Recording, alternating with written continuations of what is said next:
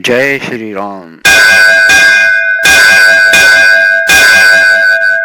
कुछ दिन पहले गली के बाजार में घूमते हुए एक साधु के मुंह से ये जयनाद सुना, जय श्री राम।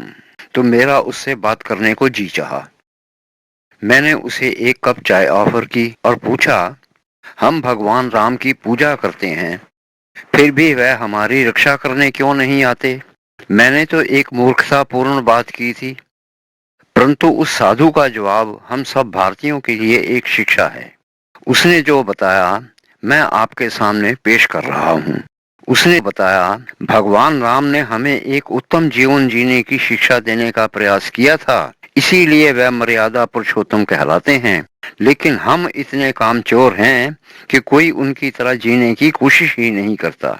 भगवान राम ने बचपन में ही धनुष चलाने में दक्षता प्राप्त कर ली थी और अपना धनुष सदैव अपने पास रखा, वनवास में भी। उसी से राक्षसों का विनाश किया और हमें शस्त्रों का महत्व समझाने का प्रयास किया। लेकिन हम इतने मूर्ख हैं कि हमने उनकी पूजा करनी तो शुरू कर दी, लेकिन उनकी दी हुई शिक्षाओं पर चलने से कामचोरी की और उनके शस्त्र धनुष की अवहेलना की। हमारे सभी देवी देवताओं के हाथों में कोई ना कोई शस्त्र है और हम सब उनकी पूजा भी करते हैं। लेकिन वह सब जिन शस्त्रों के कारण पूजनीय हुए हैं, उन्हीं शस्त्रों की हम अवहेलना करते हैं। हमें उनकी कृपा कैसे मिल सकती है? बांसुरी बजाने वाले भगवान कृष्ण ने भी एक शस्त्र बनाया था, उंगली से घुमाकर चलाने वाला एक चक्र, जिससे दूर से ही शत्रु का गला काटा जा सकता था। हमने उनसे वह भी नहीं सीखा। भगवान शिव ने अपने त्रिशूल से राक्षसों का नाश किया, हमने उस त्रिशूल को भी अनदेखा कर दिया। हमारे शास्त्रों में शस्त्र पूजा का विधान है। हमारे देश के रक्षा मंत्री हर वर्ष शस्त्र पूजा करते हैं, लेकिन हमने शस्त्र पूजा की रीति का पालन नहीं किया, इसीलिए 1000 वर्ष हम गुलाम रहे। यदि भगवान राम का वरदान एक धनुष और 108 बाण हर राम पर श्रद्धा रखने वाले के पास होते, तो कोई भारत की तरफ आंख उठाकर भी नहीं देख सकता था। किसकी हिम्मत होती जो भारत को लूटने के लिए भारत में आने की जरूरत करता?